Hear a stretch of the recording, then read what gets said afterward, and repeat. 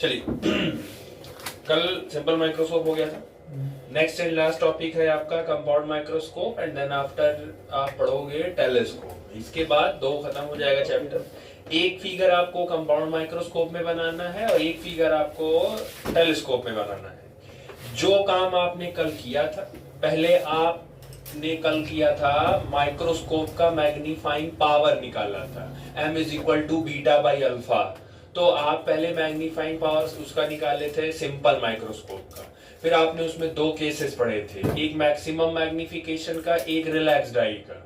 Same वही काम आपको फिर से करना है। कंपाउंड माइक्रोस्कोप के लिए आपको मैग्नीफाइंग पावर निकालना है, फिर उसके दो केस पढ़ने हैं और एज इट इज सेम आपको टेलीस्कोप में भी यही करना है। ठीक है, चलो। अच्छा, कंपाउंड माइक्रोस्कोप है क्या? कल वाले में आपको एक चीज जाते जाते क्लियर किए थे कि किसी भी ऑब्जेक्ट की साइज को बड़ा कर देना, ये काम होता है माइक्रोस्कोप का, और हमें वो चीज क्लियरली विजिबल भी हो, ये भी काम होता है माइक्रोस्कोप का। तो simple microscope just like your magnifying glass, वो आपके ऑब्जेक्ट को बड़ा भी कर देता था और क्लियर भी कर देता था, लेकिन उसकी मैग्निफिकेशन पावर ज्यादा नहीं थी। 9x टाइम से ज्यादा वो नहीं दे सकती है, उतना ही वो दे पाएगी। आपको उससे ज्यादा मैग्नीफाई और करना है और क्लियर भी रहे, तो उसके लिए फिर एक दूसरा सेटअप तैयार हुआ, that is called compound microscope. Compound microscope 9 times से भी ज्यादा कम किसी भी ऑब्जेक्ट को मैग्नीफाई कर सकता है। अब क्योंकि लिखा है compound microscope, which mean simple से थोड़ा सा ये इसका अरेंजमेंट, इसका स्ट्रक्चर थोड़ा सा सिंपल से आपका डिफर पड़ेगा। सिंपल माइक्रोस्कोप में जहां आप एक लेंस यूज करते थे, कंपाउंड माइक्रोस्कोप में आप दो लेंस यूज करोगे। सिंपल माइक्रोस्कोप में आप कॉन्वेक्स लेंस यूज करते थे, एज इट इज सेम आप कंपाउंड माइक्रोस्कोप में भी कॉन्वेक्स लेंस ही यूज करोगे, और यहां पर एक नहीं, यहां पर दो कॉन्वेक्स लेंस एक साथ यूज किए जाएंगे। ठीक, अब अगर दो लेंस है तो दोनों लेंस को कॉक्सिलरी रखा जाता है, एक आगे पीछे रखा जाता है। तो दो लेंस है तो दोनों के अलग अलग नाम होंगे, दोनों को अलग अलग आप फिट करोगे, अलग अलग फोकल लेंथ होगा और अलग अलग ऑब्जेक्ट की और साइज होगी, सब अपना डिफरेंट होगा। तो इनमें जो दो दो लेंस होते हैं, इनमें एक लेंस का नाम होता है ऑब्जेक्टिव लेंस और एक होता है आई पीस। ये दो का नाम है, दोनों लेंस का नाम है। अब नाम इनके काम के बेसिस पर ही है। ऑब्जेक्टिव लेंस का मतलब है कि ये जो लेंस है ये ऑब्जेक्ट की तरफ रहेगा, और आई पीस जो होता है ये आंख के पास रहेगा। आप माइक्रोस्कोप देखे होगे, लेबोरेटरी में देखे होगे या फिल्मों में, मूवीज में आपने माइक्रोस्कोप देखा होगा। तो माइक्रोस्कोप में क्या करते हैं, ऐसे करके ऐसे देखते हैं। तो जो देखते हो तो जो तुम्हारी आंख के पास जो लेंस यहां होता है वो आई पीस होता है, और जो जहां पे स्लाइड आप लगाते हो तो स्लाइड के पास भी एक लगा रहता है, उसी को एडजस्ट, स्लाइड के पास जो लेंस होती है वो होती है ऑब्जेक्टिव लेंस उसको। तो उन दोनों का अपना अपना है, तो दोनों का क्या नाम है वो एज इट इज बता दिए। ऑब्जेक्टिव के पास जो एपर्चर होता है वो कम होता है, और उनका फोकल लेंथ भी जो होता है वो कंपैरिजन टू कम होता है आई पीस के। वो क्योंकि ऑब्जेक्ट को क्लियर करना, ऑब्जेक्ट को विजिबल करना होता है। क्या काम है, अभी वो फिगर आपको हम बनाएंगे तो क्लियर हो जाएगा। बाकी ध्यान रखिएगा, ऑब्जेक्टिव का एपर्चर एंड फोकल लेंथ दोनों स्मॉल होता है। ऑब्जेक्टिव और आई पीस, इन दोनों लेंसेज के बीच की जो डिस्टेंस होती है उसको हम बोलते हैं लेंथ ऑफ माइक्रोस्कोप। माइक्रोस्कोप कितना बड़ा होगा वो इन्हीं दोनों लेंस के बीच की डिस्टेंस डिसाइड करती है। जितना ज्यादा इन दोनों के बीच में डिस्टेंस होगा माइक्रोस्कोप उतना बड़ा होता जाएगा, और जितना इन दोनों के बीच में डिस्टेंस कम होता जाएगा माइक्रोस्कोप उतना छोटा हो जाएगा। ठीक, अब सेकंड आता है कि एज इट इज ये वर्किंग काम कैसे करता है। तो जैसे कि दो बता दिया, ऑब्जेक्टिव आपने फिगर में छोटा बनाया है तो ऑब्जेक्टिव छोटा होता है साइज में, और आई पीस जो होता है वो थोड़ा सा बड़ा होता है। ऑब्जेक्टिव का फोकल लेंथ स्मॉल होता है, उसका एपर्चर स्मॉल होता है, और आई पीस का फोकल लेंथ भी ज्यादा होता है और उसका एपर्चर भी ज्यादा होता है। ठीक है, वर्किंग, तो वर्किंग दो भी आपको फिगर हम बनाएंगे, उसमें समझा देंगे क्या करना है, काम कैसे करना है। ठीक है, चलिए देखिए वर्किंग इसका देखो। अरे कंस्ट्रक्शन में ये मान के चलिए, माइक्रोस्कोप में अगर आना भी होगा पेपर में तो कंपाउंड माइक्रोस्कोप ही पेपर में आएगा, क्योंकि देखो ऑब्वियस है, दो लेंस है, दो ऑब्जेक्ट पड़ेगा, फिर दो ईओ यूई, बहुत ढेर सारा प्रपंच होता है इसमें। तो पूछना होगा तो इसी का डायग्राम आपसे पूछेंगे या वर्किंग पूछेंगे। अब इसमें जो छोटा वाला ये होता है ऑब्जेक्टिव लेंस, ये ऑब्जेक्ट के पास रहता है, और ये जो बड़ा वाला है ये है आपका आई पीस। तो देखो जिसका अपर्चर छोटा, जो लेंस छोटा, तो उसका फोकल लेंथ भी छोटा, जिसका लेंस बड़ा अपर्चर बड़ा उसका फोकल लेंथ भी बड़ा। ठीक है, तो क्या है कि हमने अपने ऑब्जेक्ट को ये यहां रख दिया, ऑब्जेक्ट को यहां रख दिया, ऑब्जेक्ट से एक पैरेलल लाइट गई ये ऐसी, और वो पैरेलल लाइट यहां तक आई। ठीक है, और एक दूसरा इसके ऑप्टिकल सेंटर से क्रॉस कर दिया। ठीक, तो ये जहां पर कट की उस जगह पर बन गया इमेज। अब ये जो ऑब्जेक्ट था ये था ए, और ये जो था ये था बी। यहां पे जो ऑब्जेक्ट इमेज बनी वो ए डैश बनी और ये बी डैश बनी। इसमें कोई दिक्कत, ये तो नॉर्मल है, जैसे आप लेंस में करते आए हो कि आपने ऑब्जेक्ट को रख दिया, ऑब्जेक्ट से एक लाइट गई और वो रिफ्रैक्ट होके, अच्छा जिस पॉइंट से वो काटेगा वो बेसिकली फोकस कहलाएगा। किसका फोकस कहलाएगा? ये ऑब्जेक्टिव है, तो इसीलिए यहां लिखे रहेंगे आप FO। FO का मतलब है किसका फोकस है वो, ऑब्जेक्टिव का फोकस है वो, उसको काटा एज इट इज बढ़ाया। दूसरा रे हमने ये ऑप्टिकल सेंटर से पास कर दिया, वो यहां कर दिया। चलो ठीक है, अब आओ पहले यहां वाला काम कर लो, तब आगे वाले काम करना। अरे यार ये ज्यादा क्यों हो जाता है, जरा क्या। हाँ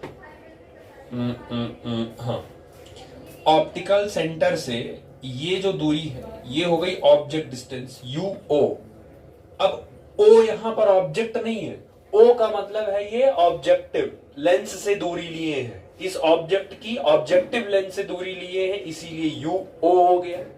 और इसी वाले ऑप्टिकल सेंटर से ये जो इमेज बनी है इसको आप VO कहोगे, क्योंकि ये इमेज बनी है ऑब्जेक्टिव वाले लेंस की। तो ये यहां से तक की दूरी हो गई, ये हो गई आपकी ये।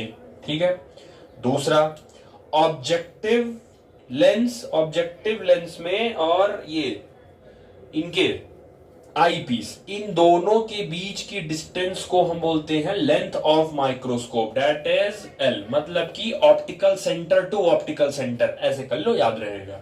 ऑब्जेक्टिव के ऑप्टिकल सेंटर से और ये आई पीस के ऑप्टिकल सेंटर तक के बीच की जो दूरी दोनों लेंस की होती है, that is called length of microscope. इसको डिनोट करते हैं कैपिटल L से। ठीक है, ये हो गया, इधर की सारी कहानी हो गई। अब आप थोड़ी देर के लिए भूल जाइए कि ये यहां पे प्रेजेंट है, इसको इतना कहानी भूल जाओ।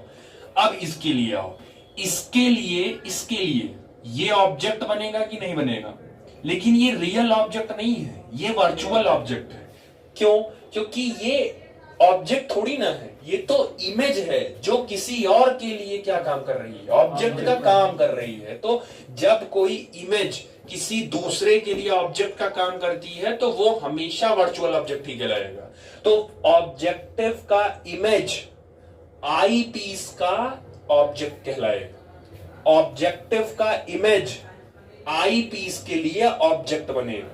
अब अगर ये ऑब्जेक्ट बन गया तो अब ऑब्जेक्ट से लाइट निकलेगी, तो ऑब्जेक्ट से पैरेलल लाइट निकलेगी, ये निकली पैरेलल लाइट, और पैरेलल लाइट यहां से निकली और ये यहां पे चली गई एक, और कोई दूसरी कहां जाएगी? नहीं, दूसरी ऑप्टिकल सेंटर से आएगी ना, जैसे यहां किए थे। तो एक ऑप्टिकल सेंटर से निकालो, हाँ जाएगी कहां से? तो एक निकल गई ऑप्टिकल सेंटर से।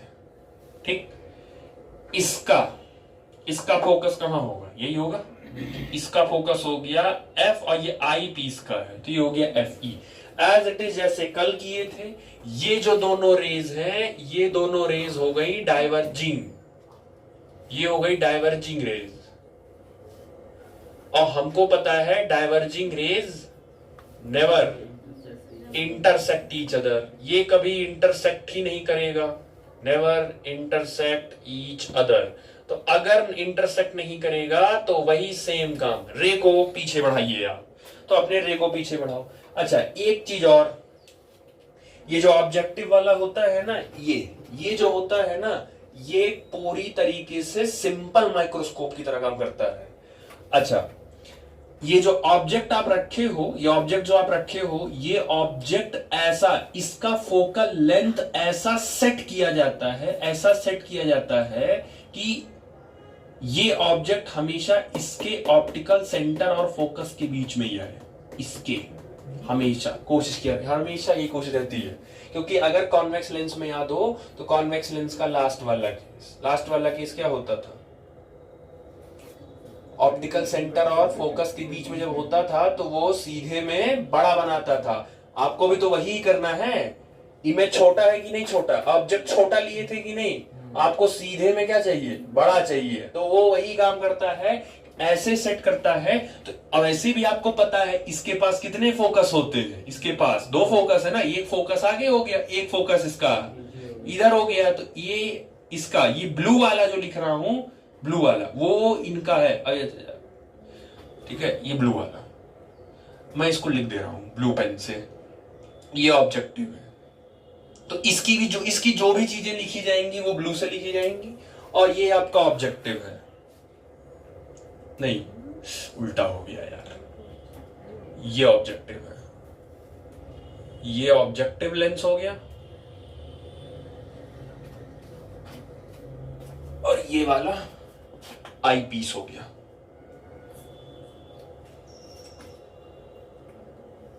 ये हो गया आई पीस। चलो तो एफ ई, अब इनका वाला इनके कलर से लिख दो। इनका फोकल लेंथ था FO, इनका इधर भी अपना एक होगा 2FO या FO, जो लिखना चाहो FO ही लिख लो, कंफ्यूज हो जाओगे। तो इनका अपना हो गया, ठीक है। तो ऑब्जेक्टिव, ये जो आई पीस का लेंस होता है, ये एक सिंपल माइक्रोस्कोप की तरह काम करता है, और ये ऐसा सेट किया जाता है, ऐसा सेट किया जाता है कि ऑप्टिकल सेंटर और फोकस के बीच में ही इमेज आए, ऑब्जेक्ट आए।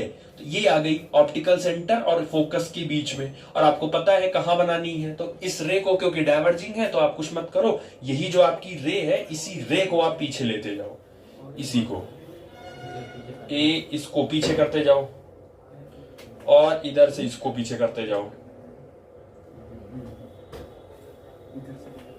ये काट देगा। अभी थोड़ा सा नहीं, कोई बात नहीं, काटना है। ये आपका ये बन गया A', B'। अब आप लिखोगे A', B'। ये है आपका फाइनल इमेज। देखो बड़ा बन गया। अब ये कुछ लोग जनरली कहेंगे ये तो इन्वर्टेड बन गया, उल्टा बन गया। उल्टा नहीं बना है, वो बना सीधा ही है। ऑब्जेक्टिव उसको सीधा करके ही देंगे, क्योंकि हम यहां बना रहे हैं ना, हम यहां बना रहे हैं, इसीलिए आपको लग रहा है कि ये उल्टा बन रहा है, बट ये एक्चुअल उल्टा नहीं बनता है, ये आपको सीधा ही दिखता है। तो इस बात से आप क्लियर रहिए कि ये उल्टा नहीं बना है, ये सीधा ही बनता है, सीधा ही। क्योंकि जब माइक्रोस्कोप के नीचे आप ऑब्जेक्ट रखे हो तो आपको ऑब्जेक्ट सीधा ही दिखता है, ठीक है। एक बार फिर से समझा दे रहे हैं। ये ऑब्जेक्ट हो गया AB से इस रेज निकली, तो पहला निकला सीधे पैरेलल, और वो रिफ्रैक्ट होके गई, फोकस से पास हो गई। दूसरा ऑप्टिकल सेंटर से कर दिया, ये मिला दिया, दोनों क्रॉस कर गई, इसका इमेज यहां बन गया। AB था तो A', B' कर दिया, इमेज बन गई, ठीक है। ऑप्टिकल सेंटर से ऑब्जेक्ट की दूरी हो गई UO, ठीक है। और ऑप्टिकल सेंटर से ये जो इमेज बनाए हो, ये हो गया VO, image distance by objective हो गया। अब हमने क्या किया, इस आई पीस के लिए, ये जो आई पीस था उसके लिए ऑब्जेक्टिव की जो इमेज थी वो क्या बन गई, ऑब्जेक्ट बन गई। इसके लिए इसका जो इमेज था, इसके लिए वो ऑब्जेक्ट बन गया। ऑब्जेक्ट बन गया तो फिर उसके बाद आप सीधे यहां से लाइट रे निकालो। ये लाइट रे ऑब्जेक्ट से निकली और रिफ्रैक्ट हो गई, फोकस से पास कर गई। दूसरा हमने ऑप्टिकल सेंटर से, अब क्योंकि ये दोनों रे डाइवर्जिंग है, डाइवर्जिंग कभी इंटरसेक्ट नहीं करती, तो इन्हीं दोनों रे को हमने पीछे एक्सटेंड कर दिया, और जहां ये दोनों कट की वहां हमने इमेज बना दिया। यहां क्योंकि A', B' कर चुके थे तो इसीलिए उसको अलग करने के लिए A', B' कर दिया, आ गया, ठीक। अब इसका जरा सब काम लिखो। इमेज यही बनाए हो, इमेज यही बनी है, तो यहां से लेके ऑप्टिकल सेंटर, ये इमेज है, और ये किसकी इमेज है, आई पीस की इमेज है ना, क्योंकि फाइनल इमेज तो यही बनाया है ना, तो इसीलिए VE हो गया। दूसरा, ये यहां से लेके यहां तक ये ऑब्जेक्ट है, किसका ऑब्जेक्ट है, आई पीस का ऑब्जेक्ट है, क्योंकि इसके लिए ये ऑब्जेक्ट का काम कर रही है। तो इतना डिस्टेंस क्या हो गया, ऑब्जेक्ट डिस्टेंस किसका, आई पीस का। इसके लिए ऑब्जेक्ट कौन है, ए बी, तो इसके लिए डिस्टेंस क्या हो गया, यूओ। समझ आया, ऑब्जेक्टिव का डिस्टेंस यूओ और आई पीस का डिस्टेंस ऑब्जेक्ट का यूई। समझ आ गया। बाकी इनका अपना फोकल लेंथ है, और हालांकि कॉन्वेक्स लेंस लिए हो और कॉन्वेक्स लेंस का फोकल लेंथ पॉजिटिव होता है। ठीक, दूसरा नेक्स्ट, अब इसमें आता है आपका दो, एक बीटा एक अल्फा। अल्फा पहले से डिसाइडेड है, कल डिसाइड करवा दिया था। Alpha height of object upon D, maximum distance आप कितना रखते हो, तो वो तो पहले से कांस्टेंट ही है आपका, height of object that is HO और डिवाइडेड बाई डी। वो कल ट्रायंगल वो तो कांस्टेंट ही, वो तो वैसे भी नहीं। तो magnifying power m is equal to, ऊपर था visual angle formed by final image divided by visual angle formed by when image is kept, object is kept at D. तो नीचे वाला तो क्लियर ही है, ऊपर वाला चाहिए बीटा। बीटा होता है फाइनल इमेज से कितना बन रहा है, फाइनल इमेज यही है। इसको कौन बना रहा है, तो इसको ध्यान से देखो, इसको यही वाली रे बना रही है, ये वाली। तो यहां से जो ये एंगल बन रहा है दैट इज बीटा, यही है आपका बीटा। और आपको पता है मैग्नीफाइंग पावर क्या होता है, तो आपको पता है मैग्नीफाइंग पावर होता है बीटा डिवाइडेड बाई अल्फा। आप कुछ नहीं करना है, बस इसी में से, इसी फिगर में से आपको एक बार बीटा की वैल्यू निकालनी है और इसी फिगर में से एक बार आपको अल्फा निकालना है। वैल्यू निकल जाए, ले जाके वैल्यू इसमें पुट कर दीजिए, बस इतना ही करना है। उसके बाद वही कल वाली कहानी, रिलैक्स्ड मैक्सिमम ही करना है। असली दम यही है। जब पेपर में आया एक्सप्लेन कंपाउंड माइक्रोस्कोप, इसका मतलब ये पूरा फिगर आपको लिख के बना के अच्छे से इसको एक्सपेंड, और कोशिश एग्जाम में आता है तो कोशिश करिएगा पूरा एक पेज में बनाइएगा इसको, क्योंकि देख लो बहुत बड़ा है। तो फिगर जितना क्लियर रखोगे नंबर मिलने के चांसेस उतने ज्यादा हैं। और ये मैं कह रहा हूं 95% चांसेस हैं ये क्वेश्चन डायरेक्ट पेपर में आएगा। Explain compound microscope with their magnifications, वो करके देंगे आपको। ठीक है, चलो पहले फिगर बना लो फिर डराइव करवाते हैं। चलो हाँ, एक काम कर लेना, या भी मैं बाद में करवा दूंगा। अगर कहीं जगह होगा बची होगी तो आई पीस को ऐसे करके एरो करके लिख देना, या छोड़ो भी मैं लास्ट में लिखवा दूंगा, नहीं तो फिगर में ही सब कर दोगे अभी। चलो सबसे पहले आप निकालो टैन बीटा, यहीं से डराइव करा देते हैं। ठीक है, सबसे पहले आप निकालो टैन बीटा। तो टैन बीटा, ये देखो ट्रायंगल देख लो तब छापना है। टैन बीटा ये वाला ट्रायंगल है, ये वाला ए डैश बी डैश और ये। तो टैन बीटा होता है परपेंडिकुलर अपॉन बेस, तो परपेंडिकुलर आपका यही होगा। तो परपेंडिकुलर हो गया आपका ए डैश बी डैश और डिवाइडेड बाई यू ई, ये हो गया एज इट इज, जैसे कि आपने कल किया था कि बीटा बहुत छोटा एंगल है। तो बीटा जो है, beta is very very small. तो बीटा क्या है, बहुत ज्यादा स्मॉल है। तो tan beta can be converted as beta. तो बीटा इज इक्वल टू हो गया A dash B dash divided by U E. हमें ए डैश बी डैश की वैल्यू मिल जाती तो काम हो जाता है। तो अब आप क्या करो, ए डैश बी डैश की वैल्यू निकालो पहले। अच्छा, मैग्निफिकेशन वी नो दैट, हमें पता है मैग्निफिकेशन इज इक्वल टू, एक होता था हमारा height of image divided by height of object. एक तो ये फॉर्मूला होता है और एक फॉर्मूला होता है v अपॉन u। दोनों फॉर्मूला लेंस में डराइव करवाया है। एक तो HI अपॉन HO हो गया और एक फॉर्मूला हो गया v। यही अगर मिरर वाला होता तो मिरर वाले के केस में यहाँ माइनस हो जाता था। ठीक है, तो ये हो गया आपका। चलो अब जरा इसके लिए लिखो, इनके लिए लिखो। तो m is equal to HI divided by HO is equal to final image नहीं, सॉरी, ये इनका इमेज, इनका पहले ऑब्जेक्टिव का इमेज क्या है, यही है। इसका डिस्टेंस कितना है, VO डिवाइडेड बाई, इन्हीं का तो ऑब्जेक्ट रखना है, तो ऑब्जेक्ट के लिए क्या रहेगा, UO पॉजिटिव है कि नेगेटिव है, नेगेटिव है। क्योंकि इधर है, ये इधर है, वो उधर है ना, तो वो उधर जा रहा है, तो वो तो वीओ पॉजिटिव हो गया, यूओ नेगेटिव हो गया क्योंकि वो इधर था। ठीक है, तो ये आपका हो गया। ठीक, यो यो दाम जाम है। चलो H I by H O कहाँ गया? एच आई, अरे ये है तो है, H I by H O. हाँ, ये एच आई इमेज है ना, इसका तो हमें नहीं पता है। चलो, क्योंकि हमने इसको, क्योंकि इमेज फाइनल इमेज तो ब्लू वाली है, तो इसके लिए इमेज है थोड़ी, इसके लिए इमेज यही है, तो इसके लिए लिख दिया A dash B dash divided by height of object. इसको तो पता ही है कि ये एच ओ है, ये तो एच ओ ही है, ये तो पता ही है। H O is equal to V O divided by minus U O.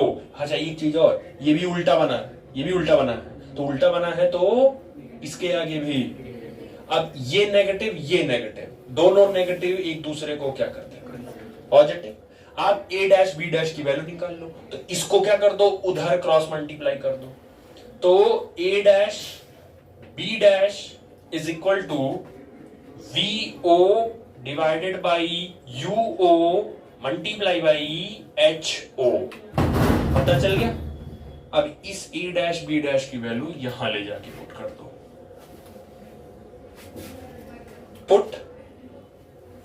Put in equation 1। अब जरा 1 में पुट करो उसको, तो beta is equal to A dash B dash की वैल्यू ये रही, तो V O divided by U O multiply by H O divided by E है ना, तो डिवाइडेड बाई ई का मतलब है नीचे कर दो यू ई, ये हो गया यू ई। बीटा आपका निकल गया। अब आपको चाहिए अल्फा, तो अल्फा के लिए तो कल ही कर चुके हो अल्फा। टैन अल्फा जब निकालोगे अभी कल वाले सिंपल माइक्रोस्कोप से, तो वहां क्या करते थे? एच ओ अपॉन डी, यही करते थे। सेम अल्फा बहुत छोटा है तो ये टैन अल्फा कन्वर्ट हो जाएगा अल्फा में, और ये हो जाएगा एच ओ अपॉन डी, ये हो गया। अब आपको अल्फा पता चल गया, आपको बीटा पता चल गया। मैग्नीफाइंग पावर होता है बीटा अपॉन अल्फा। बस ले जाके वैल्यू पुट कर दो और सॉल्व कर दो। फिर लिखो एक बार, वी नो दैट कि magnifying power is equal to beta divided by alpha. Beta, तो बीटा की वैल्यू है V O divided by U O multiply by H O divided by U E divided by इसकी value H O divided by D. ये हो गया। अब तो जगह कहीं बची नहीं है, मैं यहां लिख दे रहा हूं, ठीक है, यहां लिख दे रहा हूं। उसके बाद तो m is equal to V O divided by U O multiply by H O divided by U E. और क्योंकि ये पलटेगा, तो ये जब पलटेगा तो ये रिवर्स हो जाएगा, तो ये हो जाएगा d divided by H O, और एच ओ से एच ओ कट जाएगा। आपके पास बचा magnifying power m is equal to V O divided by U O multiply by D upon U E. ये है magnifying power of compound microscope. ये है आपका, समझ आया? ठीक है, इसमें आधी ज्यादा चीजें कल वाली ही थी, जैसे अल्फा निकालना ये कल ही था, बाकी तो ये बेसिक्स बता दिए। एक बार फिर से बता दे रहा हूं, टैन बीटा निकालो सबसे पहले, तो ये रहा tan beta, visual angle formed by final image. Final image ये थी और इस एंगल बढ़ाया तो यहां से जो बीटा, तो टैन बीटा हो गया A dash B dash upon base U E. क्योंकि बीटा बहुत छोटा है, ये मैं कल एक्सप्लेन कर चुका हूं कि बीटा बहुत छोटा है, तो tan beta can be written as beta A dash B dash upon. हमको ए डैश बी डैश की वैल्यू चाहिए, तो हमें मैग्निफिकेशन का फॉर्मूला पता है कि height of image divided by height of object, या इसकी value image distance upon object distance होती है। तो height of image that is H I, height of object that is H O V. अब ऑब्जेक्टिव के लिए चेक करना है, ऑब्जेक्टिव के लिए तो इसका वीओ, इमेज तो यही ए डैश बी डैश ही थी, इसका डिस्टेंस कितना था वीओ, नीचे रखते थे ऑब्जेक्ट डिस्टेंस, तो ऑब्जेक्ट डिस्टेंस ये हो गया, UO, लेकिन क्योंकि ऑब्जेक्ट डिस्टेंस इधर है, U इधर है, तो U आपका किस में चला गया, नेगेटिव, और इमेज जो बनाए हो ये उल्टी बनाए हो, तो ये इमेज भी आपकी माइनस में चली गई, ये माइनस प्लस हो गया। यहां से सिंपल मैथमेटिक्स का रूल लगा के A dash B dash calculate कर लिया, इसको क्रॉस मल्टीप्लाई करके A डैश B डैश निकल गया। अब इस A डैश B डैश की वैल्यू ले जाके यहां पुट कर दिया, बस खाली पुट ही किया है, पुट किया। उसके बाद tan अल्फा कल ही समझाया था, ये कांस्टेंट होता है, या रट लो इसको, tan alpha is equal to HO by D, तो अल्फा क्योंकि बहुत छोटा है तो alpha is equal to HO by D, beta पता है, अल्फा पता है। कल मैग्नीफाइंग पावर डिफाइन किया था कि beta by visual angle formed by final image divided by visual angle formed by when the object kept at D, beta by alpha अलग अलग निकाले हो, बस वैल्यू पुट कर दो, पुट करके भाई सॉल्व करना, ये मैथमेटिक्स है, पुट करके सॉल्व कर दो, आपको आपका कंपाउंड माइक्रोस्कोप का मैग्नीफाइंग पावर मिल गया। समझ आया, क्लियर हुआ, ठीक, चलो इतना करो।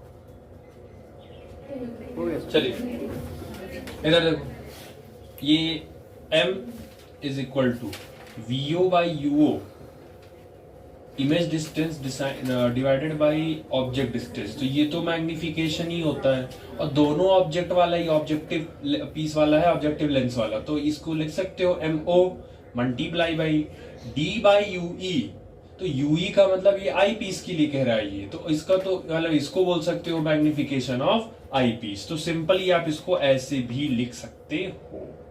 समझ आ गया, ठीक।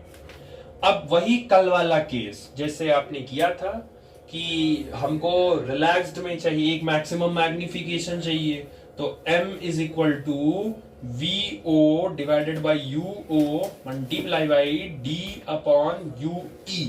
अब इसमें आपका बनेगा दो कंडीशन। पहला कंडीशन आपका बनेगा कि आपको मैक्सिमम मैग्निफिकेशन चाहिए, मैक्सिमम मैग्निफिकेशन, और कल आपको हम बताए थे कि अगर आपको मैक्सिमम मैग्निफिकेशन चाहिए तो जो इमेज होती है वो कहां बनती है, डी पे बनती है, और डी माइनस रहता है क्योंकि इधर ही बनेगा ना, फिर वो माइनस डी हो जाएगा। तो उसके लिए जो फॉर्मूला ड्राइव होगा वो हो जाएगा m इज इक्वल टू, अब ध्यान से देखना, VO बाई UO, ये तो ऑब्जेक्टिव के लिए है, तो ये तो एज इट इज सेम रहेगा। मैंने आपसे कहा था कि जो आई पीस वाला है वो सिंपल माइक्रोस्कोप की तरह बिहेव करता है, और सिंपल माइक्रोस्कोप ये पीछे वाला है, और कल याद होगा यही तो कल मैग्नीफाइंग पावर आया था सिंपल माइक्रोस्कोप का, कल यही तो ड्राइव करके लाए थे सिंपल माइक्रोस्कोप का, और सिंपल माइक्रोस्कोप का मैक्सिमम मैग्निफिकेशन कितना होता था, 1 प्लस डी अपॉन एफ, बस काम हो गया, निकल गया, क्योंकि पीछे वाला सिंपल माइक्रोस्कोप की तरह काम कर रहा है, तो ये सिंपल का मैग्नीफाइंग पावर था तो उसका मैक्सिमम मैग्निफिकेशन रख दो। सेम दूसरा आपको चाहिए रिलैक्स्ड आई, आंखों पर दबाव नहीं पड़ना चाहिए, रिलैक्स्ड स्ट्रेन लेस होना चाहिए, तो रिलैक्स्ड आई के लिए जो आपकी इमेज है वो इनफाइनाइट पे बननी चाहिए, कल समझा दिया था। तो अगर ये इनफाइनाइट पे बन जाएगा तो पीछे वाला याद है, पीछे वाला उसके लिए इनफाइनाइट के लिए रिलैक्स्ड आई के लिए क्या बनता था, ये तो सेम ही रहेगा, VO अपॉन UO और मल्टीप्लाई बाई रिलैक्स्ड के लिए क्या बनता था, F जो होता था वो UE के बराबर आता था, F और UE के, बस उसको रिप्लेस, यानी UE की जगह क्या रख सकते हो, F रख सकते हो, तो डिवाइडेड बाई F, बस इतना ही करना है आपको, ठीक। बाकी आई पीस है ना, तो यहाँ किसका फोकल है, आई पीस, हाँ ठीक है, सॉरी आई पीस का, ठीक। अब यही इसके एडवांटेज डिसएडवांटेज है, मैक्सिमम मैग्निफिकेशन लोगे तो आंखों पे स्ट्रेन पड़ेगा, और अगर रिलैक्स्ड आई होगे तो मैग्निफिकेशन कम हो जाएगा, ठीक। तो ये दो चीजें होगी, याद रखिएगा। बाकी एक चीज पहले बता दिया हूं, length of microscope, image sorry objective lens से लेके आई पीस के लेंस तक की जो पूरी दूरी होती है दैट इज कैपिटल L, वही होता है लेंथ ऑफ कंपाउंड। यही L डिसाइड करता है कि आपका लेंस कितना बड़ा बनना है और आपका लेंस या माइक्रोस्कोप कितना छोटा बनना है, ठीक। चलिए ये 3 पॉइंट कहीं एक्स्ट्रा मार्जिन के ऊपर लिख लो। पहला, eyepiece lens behaves as a simple microscope, तो जो आपका आई पीस है वो एग्जैक्टली सिंपल माइक्रोस्कोप तरह काम करता है, जो काम सिंपल माइक्रोस्कोप जैसे जैसे जो फॉर्मूला करता है एज इट इज करेगा। दूसरा, ऑब्जेक्टिव लेंस छोटा होता है, छोटा लेंस छोटा फोकल लेंथ, आई पीस बड़ा होता है, बड़ा लेंस, बड़ा फोकल लेंथ, ये सब चीजें हैं छोटी छोटी जो आपको पेपर में काम लगेंगी। ठीक, इसको उतारो तब टेलीस्कोप पढ़ाएं। हाँ बहुत सी बात। चलिए लास्ट टॉपिक है आपका telescope. Telescope is a optical instrument which helps to see distinct object clearly. पहली बात तो इसमें कुछ चीजें यहां पहले से क्लियर रखो। टेलीस्कोप क्या करता है, दूर की चीजों को पास कर देता है, करीब कर देता है। टेलीस्कोप का मतलब जान रहे हो यूज कहां है, तारा वारा देखने में लोग यूज करते हैं, अर्थ आसमान में देखते हैं टेलीस्कोप। काम क्या होता है, टेलीस्कोप ना तो ऑब्जेक्ट की साइज को बड़ा करता है और ना तो ऑब्जेक्ट की साइज को वो छोटा करता है। टेलीस्कोप बस उस ऑब्जेक्ट को आपके पास ले आता है।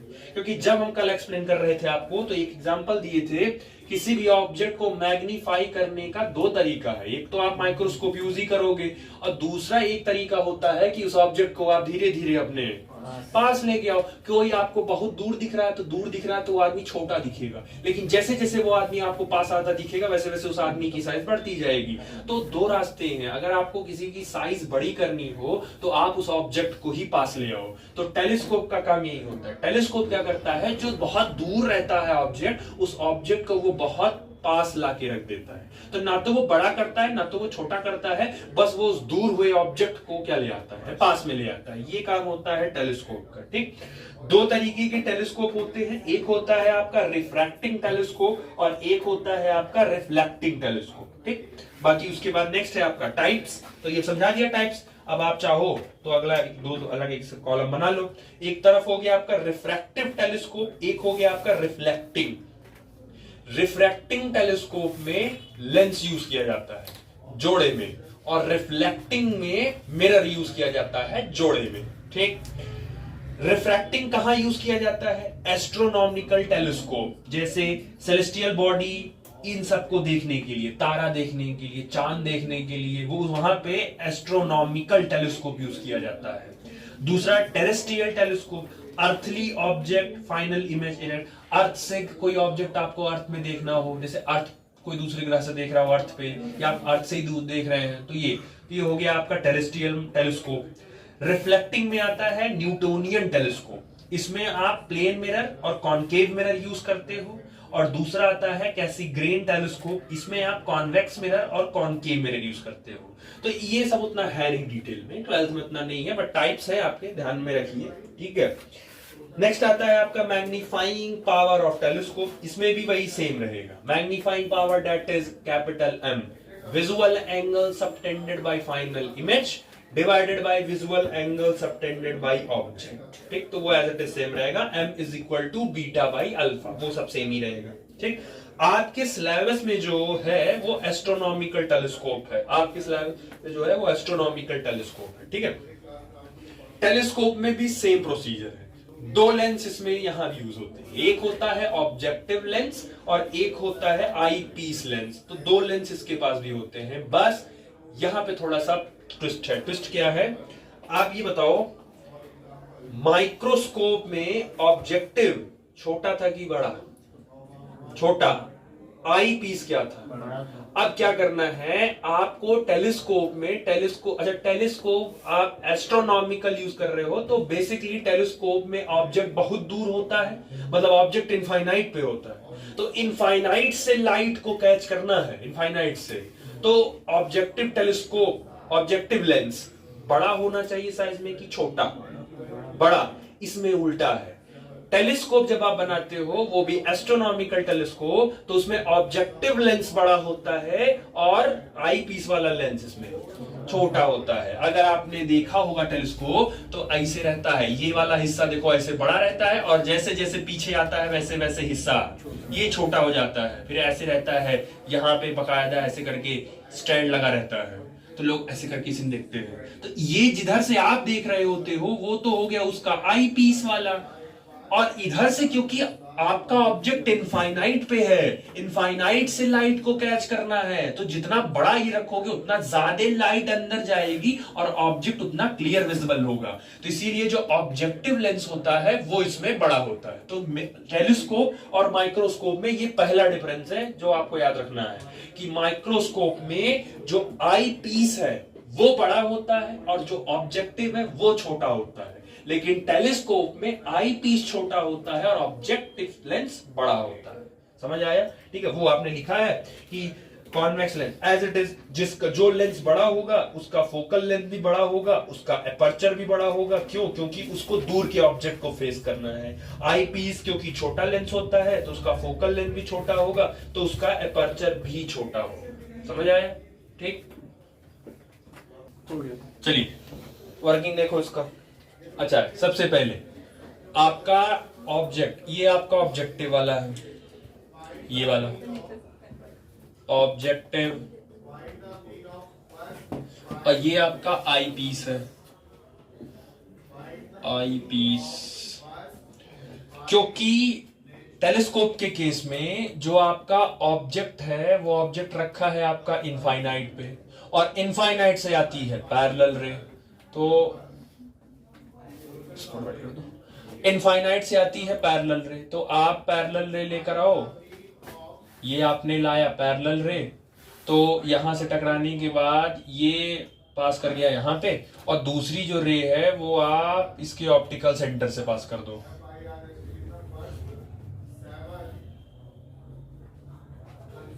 इसीलिए अब देख लो, पहले लेंस मत बनाना, दूसरा लेंस पहले मत बनाना, पहले पहला का बना के उसका काट लेना, ताकि ये जहां कटेगा, क्योंकि ऐसा सेट करना है आपको कि वो उसके फोकल। अब ये क्लियर हो गया, ये यहाँ, ये यहाँ।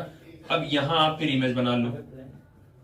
तो ये क्योंकि थोड़ा सा हाइपोथेटिकल है, हाइपोथेटिकल मान ले रहे हैं, क्योंकि इमेज ऑब्जेक्ट आपका वहां पे है, वहां पे इनफाइनाइट पे, तो मान ले रहे हैं ये आपका ए बी हो गया। ठीक है, तो नहीं, ए नीचे रखो, ए और बी ऊपर रखो, तो हाइपोथेटिकली ये आपका बन गया ए डैश और ये बन गया आपका बी डैश, ये बन गया। इसका फोकस आगे होगा, हालांकि यही तो है ही इसका फोकस। ये हो गया ऑब्जेक्टिव का फोकस, एफ ओ। अब आपको दूसरा आई पीस चाहिए छोटा। ठीक है, इसको मिटा दो। आई पीस चाहिए आपको छोटा, तो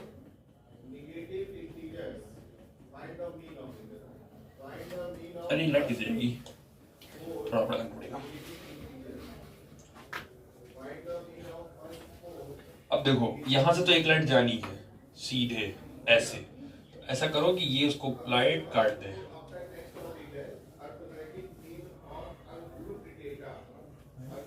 ये एग्जैक्ट, ये कट गया। अब थोड़ा सा, क्योंकि देखो बता दिया हूं, वही सेम काम जो पिछले था। ये बन गया आपका आई पीस। ऑब्जेक्टिव लेंस के द्वारा बनाया गया इमेज आई पीस के लिए ऑब्जेक्ट का काम करेगा, वर्चुअल ऑब्जेक्ट। तो वर्चुअल ऑब्जेक्ट करेगा, तो ये फिर पैरेलल गया, पैरेलल के बाद ये फोकस से जाएगा, तो ये पास कर गया, तो ये हो गया एफ, और इसका फोकस है आई पीस का, तो एफ ई।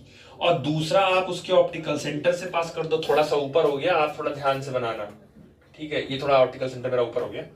अब ये फिर से वही सेम, ये दोनों आपकी डाइवर्जिंग रेज होंगी, डाइवर्जिंग रेज, और वही से diverging raise never intersect each other. Same काम, बढ़ाओ पीछे इनको, इसको बढ़ाओ और इसको बढ़ाओ, बढ़ाओ बढ़ाओ, ये बढ़ाओ, ये मैंने काट दिया। अब ये जो कटा, थोड़ा आगे काटो,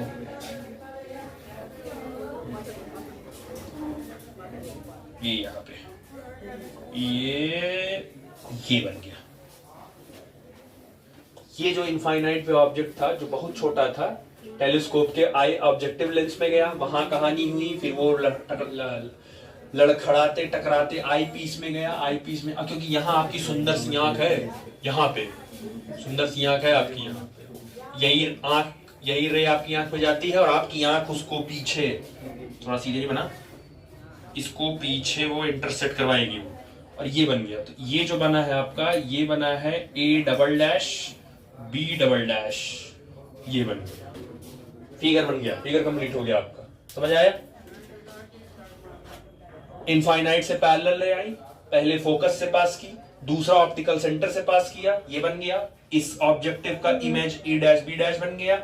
उसके बाद आई पीस के लिए ये आपका इमेज बन गया, ऑब्जेक्ट बन गया, वर्चुअल ऑब्जेक्ट। यहां से लाइट गया, ये पैरेलली हो गया। दूसरा काम, ये ऑप्टिकल सेंटर से पास कर दिया, क्योंकि ये दोनों डाइवर्जिंग रेज है, कभी मिलेंगी नहीं, दोनों रे को पीछे पीछे बढ़ाया, बढ़ाते बढ़ाते एक पॉइंट पे कर दिया, ये फाइनल इमेज। यही आपको अपने टेलीस्कोप में दिखता है, जो आपको इमेज बहुत बड़ी दिख जाती है कि चांद आपको दिख जाता है बहुत बड़ा सा, यही एक्चुअल होता है। काम हो गया, अब खाली नामकरण करना है कौन सा क्या, कौन सा है क्या, ठीक है। तो एज इट इज ये ऑब्जेक्ट डिस्टेंस आपका क्या होगा, यू ओ माइनस में, तो भी आएगा भी। दूसरा बचता है ऑप्टिकल सेंटर से, ऑप्टिकल सेंटर से फोकस की दूरी, ये हो गया आपका एफ ओ। ऑप्टिकल सेंटर से इमेज की दूरी, पहले वाली इमेज की जो दूरी है वो कहलाएगा वी ओ, पहला वाला। इसके लिए ये ऑब्जेक्ट है तो U और E, क्योंकि आई पीस का ये हो गया, और इसका फाइनल इमेज ये रहा। तो यहां से लेके ये बन गया VE, इसके लिए ये फाइनल इमेज बनाया। और आपको वही फिर से निकालना है लेंथ ऑफ माइक्रोस्कोप। तो लेंथ ऑफ माइक्रोस्कोप का मतलब होता है कि दोनों के ऑप्टिकल सेंटर के आप जोड़ दो, दोनों का डिस्टेंस। तो ये बताओ, इसका ऑप्टिकल सेंटर से इसका ऑप्टिकल सेंटर अगर मैं जोड़ने कहूं तो ध्यान से देखना, अगर मैं VO प्लस UE अगर मैं जोड़ दूं तो मिल जाएगा कि नहीं, VO इतना ये और इतने में इतना, फिर ये जोड़ दो, मिल जाएगा कि नहीं मिल जाएगा, पूरा टेलीस्कोप का लेंथ मिल जाएगा। क्योंकि लेंथ भाई टेलीस्कोप बना रहे हो, तो टेलीस्कोप आप बना रहे हो तो नेगेटिव में थोड़ी ना बनाओगे, वैल्यू आपको हमेशा, क्योंकि UE पॉजिटिव में नेगेटिव में हो गई। तो आप ये ध्यान रखिएगा कि UE ये जो वैल्यू आएगी ये किस में आएगी, पॉजिटिव में आनी चाहिए। और पॉजिटिव में लाने के लिए हम क्या करते हैं, मॉड लगा देते हैं। तो मॉड लग गया तो आपका जो लेंथ है वो ओवरऑल वैल्यू पॉजिटिव कर दी है, ठीक है। ये हो गया आपका लेंथ ऑफ टेलीस्कोप, समझ आ गया, फिगर समझ आ गया। बाकी अब इसमें और कुछ है नहीं, आई पीस यू, हाँ एक दो चीज और है, एंगल खाली और देख लो बस। अल्फा बीटा देखना है क्योंकि वही निकालना है। फाइनल इमेज से जो एंगल बनता है, फाइनल इमेज ये है, ये जो एंगल होगा इसी को क्या बोलोगे, बीटा। अब बचा अल्फा, तो अल्फा आपका, अल्फा क्योंकि आपका ऑब्जेक्ट कहां रखा गया इस बार, इनफाइनाइट, तो यही है जो ऑप्टिकल सेंटर से देखो पास हो रहा है। क्योंकि ध्यान से देखो, ऑप्टिकल सेंटर से जो लाइट पास हो रही है वो जो काट रही है वो वहां से एंगल बनता, वही एंगल लेते हैं। तो यहां इस वाले रे का एंगल नहीं लोगे, कौन से रे का लोगे, इस वाली रे का। तो ये वाली जो ऑप्टिकल सेंटर में काट रही है, ये वाला जो यहाँ ये क्या बनेगा, अल्फा। और काटा है ये, तो वर्टिकली अपोजिट से ये एंगल भी क्या होगा, अल्फा। समझ आ गया। अब वही सेम काम, tan बीटा निकालना, tan अल्फा निकालना है। अल्फा बीटा बहुत स्मॉल है तो tan beta can be written as beta, tan alpha can be written as alpha. समझ आ गया, ठीक है। निकाल दे रहा हूं डायरेक्ट, चलो tan अल्फा निकालो पहले। tan alpha is equal to, देखो ये देखो ध्यान से देखना, tan अल्फा ये वाला है, ये वाला, तो tan alpha perpendicular a dash b dash divided by ये पूरा क्या है, VO, यही है VO, तो VO। फिर वही अल्फा इज वेरी स्मॉल तो tan alpha can be written as alpha, तो ये हो जाएगा alpha is equal to a dash b dash upon VO। फिर आप निकाल लो tan बीटा, तो tan बीटा, अब जरा बीटा ले आओ, देखो यही सेम, ये वाला a डैश b डैश, ये tan बीटा, तो tan बीटा के लिए फिर वही a dash b dash upon base के लिए ये किसकी वैल्यू UE। फिर वही same, beta is very small तो इसको लिख सकते हो a dash b dash divided by UE। अगला काम क्या काम करते थे, मैग्नीफाइंग पावर, तो magnifying power is equal to beta divided by alpha, beta ये रहा, हो गया A dash B dash, A dash B dash divided by U E divided by alpha A dash B dash upon V O, A dash B dash divided by V O, फिर cross multiply ऊपर कर दो तो A dash B dash divided by U E multiply by V O divided by A dash B dash, तो A dash B dash cut गया, final आपके पास बचा magnifying power m is equal to V O divided by U E. ये है telescope का magnifying power, astronomical telescope का magnifying power. ये समझ आ गया? नहीं गलत हो गया, कुछ गलत हो गया?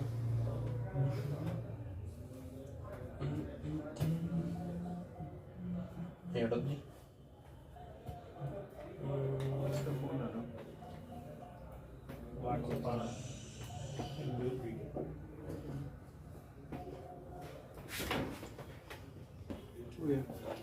चलो ये देखो, एक दो चीजें खाली सही करनी है इसमें।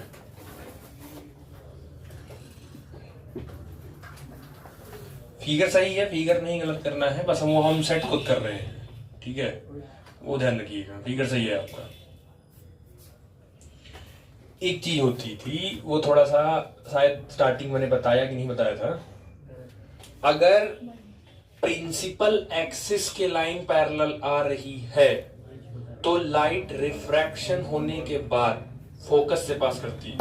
ये बताया हूं कि लाइट जब प्रिंसिपल एक्सिस के पैरेलल रहती है तो रिफ्रैक्शन के बाद फोकस से पास करती है। लेकिन अगर दो लाइट आपस में ही पैरेलल है और वो रिफ्रैक्ट करती हैं तो वो फोकस पे नहीं काटेगी, वो उस फोकल प्लेन में काटेगी। ये है, ये सेकंड वाला स्टेटमेंट हम आई थिंक नहीं दिए थे स्टार्टिंग में। अगर ये प्रिंसिपल एक्सिस है और इसके पैरेलल लाइट आई तो जब पैरेलल आई रिफ्रैक्शन हुआ तो वो फोकस पे काटेगी, ठीक है। लेकिन अगर दो लाइट आ रही हैं और दोनों लाइट आपस में ही पैरेलल है, तो जब दोनों लाइट रिफ्रैक्ट होके पास होंगी आगे तो वो फोकस पे नहीं काटेगा, क्योंकि लाइट अगर खुद दो लाइट अपने आप में पैरेलल है तो वो फोकस पे नहीं काटेगा, वो फोकल प्लेन में काटता है। फोकल लेंथ जिसमें होता है वो पूरा एरिया क्या होता है उसका, फोकल प्लेन। तो ये यहाँ पे थोड़ा सा ये गड़बड़ हो गया कि ये तो सही है, ठीक है, ये एक्चुअल ये पॉइंट फोकस नहीं होगा, फोकल, क्योंकि ये दोनों लाइट आपस में पैरेलल, क्योंकि इनफाइनाइट से कैसी रे आती हैं पैरेलल, ये यहीं पे थोड़ा सा मिस हो गया कि इनफाइनाइट से पैरेलल लाइन आ रही, और ये पैरेलल लाइन जब आए रिफ्रैक्ट करेंगी तो ये जिस पॉइंट पे कट करती है वो फोकल प्लेन होता है। तो एक्चुअल में ऑब्जेक्टिव के लिए ये वाला जो पॉइंट है, ये बनेगा आपका FO, यही है आपका फोकल प्लेन, ये यहां पे रहेगा। बाकी कुछ इसमें गलत नहीं है, बाकी सब सही है। और फिर वही है ऑप्टिकल सेंटर से, ये यहां देखो ये ही गलत हो गया था, ऑप्टिकल सेंटर से और इसकी दूरी ये कहलाएगी क्या, फोकल लेंथ। अब क्योंकि जब लाइट आपस में पैरेलल होती है तो फोकल लेंथ अपने आप को एडजस्ट कर लेता है, तो फोकल, ये दोनों लाइट क्योंकि पैरेलल थी तो इसने अपने आप को एडजस्ट कर लिया, वो फोकल प्लेन में काटेगा। और यहां पे भी फिर वही होगा, फिर FO और UE भी होगा, तब ये FO हो जाएगा। बाकी सही है, बाकी यहां खाली गलत हुआ है, ये यहां tan अल्फा निकालोगे तो ये अपॉन ये आएगा, तो यहां खाली ये F0 हो जाएगा, यहां पे भी आपका FO हो जाएगा, बाकी ये सही है। अल्फा बाई बीटा अल्फा वाले केस में ये FO हो जाएगा, और ये आपका FO और ये आपका आई थिंक FO, ये है, ये टेलीस्कोप का है, magnifying power of A telescope, astronomical telescope, ये है। बस इतना सही कर लो, बाकी सही है, ठीक है। चलो ये लिख लिए थे ना भाई, नहीं लिखे होगे तो डाल लेना हेडिंग, लेंथ ऑफ टेलीस्कोप डाल के इसको लिख लेना, L is equal to F0 plus UE, ये भी नॉट में रहेगा, मॉड में रहेगा, सॉरी, ठीक है, इसको लिख लेना। बाकी फिर लास्ट केसेस वही आपका एज इट इज, उसके बाद ये चैप्टर खत्म हो जाएगा। 2 केसेस हैं इसका, एक बार आपको टेलीस्कोप से मैक्सिमम चाहिए मैग्निफिकेशन, और एज इट इज दूसरा आपको चाहिए रिलैक्स्ड आई वाला केस। तो वही दो केस के बाद ये चैप्टर आपका खत्म। उसके बाद स्टार्ट हो जाएगा आपका वेव ऑप्टिक्स। अब फिर वेव ऑप्टिक्स में कोई टेंशन नहीं है, मेन टॉपिक्स पढ़ाने हैं, ठीक है।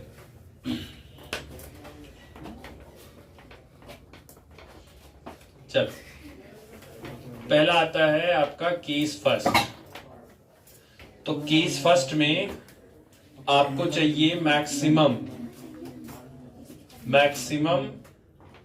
मैग्निफिकेशन आपको चाहिए,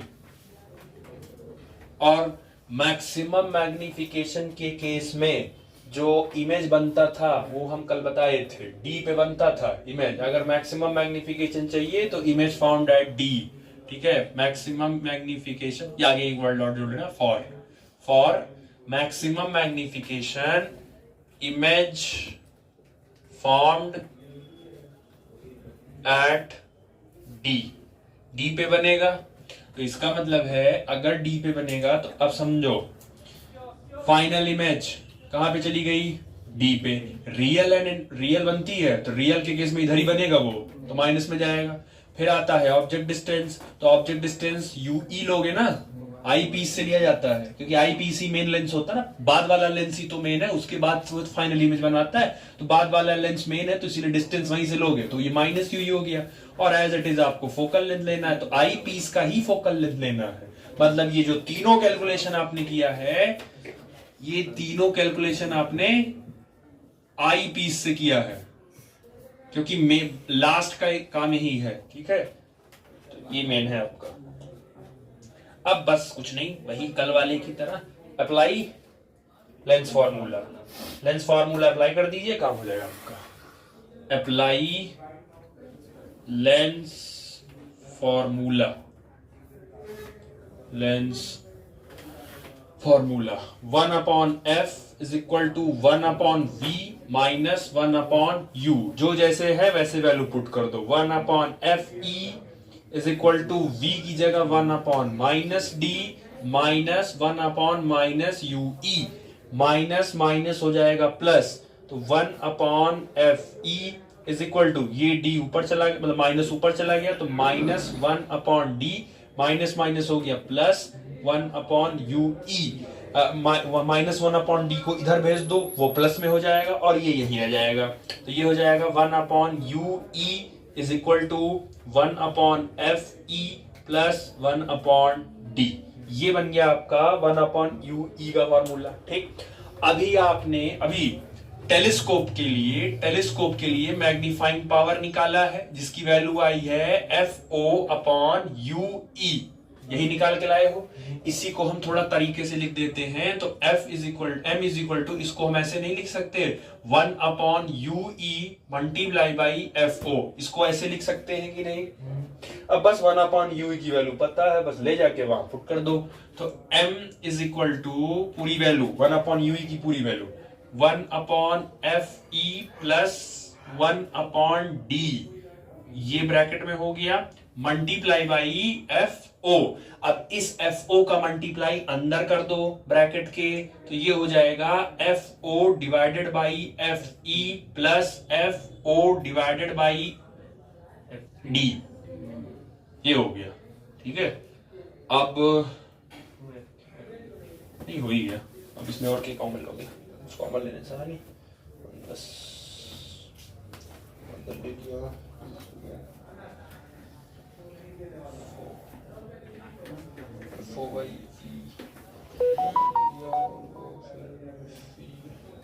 हाँ, अब इसको थोड़ा सिंप्लीफाई मतलब करना चाहो, अभी यार ध्यान से देखना, सिंप्लीफाई कर रहा हूं क्योंकि अभी यही भूलोगे। FO/FE पूरा कॉमन लेके बाहर निकालो पूरा, तो FO/FE ये पूरा कॉमन लेके बाहर आ गया, ये तो पूरा बाहर आ गया, तो अंदर क्या बचा 1 प्लस FO भी तो निकल गया बाहर, FO तो निकल गया, लेकिन ध्यान दो इसके पास FE था ही नहीं, तो हमको न्यूमरेटर में FE लाना पड़ेगा, FE डिवाइडेड बाई डी। वो इसलिए क्योंकि जब इसको अंदर ले जाओगे तो इसको अंदर ले जाओगे तो Fe भी तो जाएगा और एक Fe नीचे मिलेगा, एक Fe ऊपर मिलेगा, तो नीचे दोनों Fe एक दूसरे को काट देंगे, वापस FO/D मिल जाएगा कि नहीं। ये सेट किया गया है याद करने के लिए, क्योंकि बाकी सभी फॉर्मूलेज आपने ऐसे ही याद किए। ये निकल गया मैक्सिमम मैग्निफिकेशन विथ स्ट्रेन आई, यही है आपका टेलीस्कोप का। ठीक, चलो second case and last case. अगर आपको मैग्निफिकेशन मिनिमम मिलेगा, मिनिमम एक एम छूट गया, तो मिनिमम मैग्निफिकेशन आपको तब मिलेगा for minimum magnification if image formed at infinite, object image infinite में चली जाएगी, तो v की वैल्यू तो चलो इनफाइनाइट हो गई, एज इट इज u आपका माइनस UE, f आपका as it is FE। Lens formula लगाइए, तो 1 upon FE is equal to 1 upon infinite minus 1 upon minus UE। 1 upon infinite की वैल्यू होती है 0, माइनस माइनस ये हो जाएगा प्लस, तो 1 upon FE is equal to 1 upon UE, reciprocal कर दो तो FE is equal to UE। ये हो गया आपका। अब मैग्नीफाइंग आपको पता है इसका, तो M is equal to UE की वैल्यू FE है, तो UE की जगह FE पुट कर दो, तो FO डिवाइडेड बाई FE। ये निकल गया minimum magnification for astronomical telescope when image formed at infinite. ठीक, करो। चलिए ये देखो, जितना माइक्रोस्कोप और टेलीस्कोप में, क्योंकि देखो न्यूमेरिकल यहीं से आएगा, जो आना होगा न्यूमेरिकल यहीं से आएगा। वो जब हम रिवीजन करवाएंगे रिवीजन वाली क्लास, तब उसमें हम इसको बताएंगे, बट जो न्यूमेरिकल पोर्शन है वो आपके सामने है। बाकी lens maker formula, lens formula, mirror formula और रिफ्रैक्शन थ्रू स्फेरिकल सरफेसेस, 4-5 फॉर्मूले वहां हैं और ये गिने चुने यहाँ है, इन्हीं में सही आएंगे। ठीक, माइक्रोस्कोप का मैग्नीफाइंग पावर होता है बीटा बाई अल्फा। माइक्रोस्कोप दो तरीके का होता है, simple microscope, compound microscope. Simple का मैग्नीफाइंग पावर आता है D अपॉन UO, कंपाउंड का मैग्नीफाइंग पावर आता है M is equal to VO upon UO multiply by D by UE। अब सिंपल में दो केस बनेगा, मैक्सिमम और मिनिमम। तो मैक्सिमम, सिंपल का मैक्सिमम है 1 plus D upon F, minimum का है रिलैक्स्ड का D upon U not. Simple में एक ही लेंस यूज करते हैं, वो कॉन्वेक्स होता है। कंपाउंड में दो लेंस यूज करते हैं, तो इसमें फिर दो हो जाता है। मैक्सिमम का ये आ गया आपका VO अपॉन U। अच्छा, माइक्रोस्कोप में बेसिकली कंपाउंड में दो लेंस होता है, एक होता है आपका आई पीस, एक होता है आपका ऑब्जेक्टिव। कंपाउंड के केस में जो आई पीस होता है, छोटा की बड़ा, माइक्रोस्कोप के केस में जो कंपाउंड माइक्रोस्कोप होता है उसका आई पीस छोटा की बड़ा। चलो अगर कभी भूल जाए ना तो इसका रिवर्स याद कर लिया करो, टेलीस्कोप याद कर लिया करो। टेलीस्कोप का सामने वाला ऑब्जेक्टिव होता है, तो टेलीस्कोप का ऑब्जेक्टिव बड़ा होता है, तो इसका मतलब है माइक्रोस्कोप का ऑब्जेक्टिव छोटा होगा। तो छोटा होगा तो वो आगे रहेगा, और जो आई पीस है वो पीछे रहता है, बड़ा रहता है। आई पीस जो होता है वो सिंपल माइक्रोस्कोप की तरह बिहेव करता है, तो बस D बाई UE, देखो ये रहा, ये है D बाई U, तो उसकी जगह पूरा एज इट इज ये हो गया। मिनिमम के लिए ये हो गया, टेलीस्कोप के लिए भी सेम है। टेलीस्कोप आपके सिलेबस में एस्ट्रोनॉमिकल वाला है, एस्ट्रोनॉमिकल वाले का मैग्नीफाइंग पावर ये है, उसमें भी दो केसेस है, मैक्सिमम और मिनिमम। अब आपको देखो याद रहेगा तभी कोई आपकी मदद कर सकता है, फॉर्मूले नहीं याद हैं तो फिर संसार का कोई ताकत आपको न्यूमेरिकल नहीं करवा पाएगा। तो पहले कोशिश करिए कि फॉर्मूला याद हो जाए, या कोशिश करो कम से कम ऊपर ये ब्लू वाला तो याद ही हो जाए। ये याद हो जाएगा ना तो ये ड्राइव कर ले जाओगे आराम से। बस केसेस याद रखना, मिनिमम के लिए जहां जहां मिनिमम है वहां V की वैल्यू इनफाइनाइट रखनी है, और जहां जहां मैक्सिमम है वहां V की वैल्यू माइनस D। बाकी लेंस फॉर्मूला लगाओ, काम हो जाएगा। ठीक है, तो ये हो गया आपका खत्म।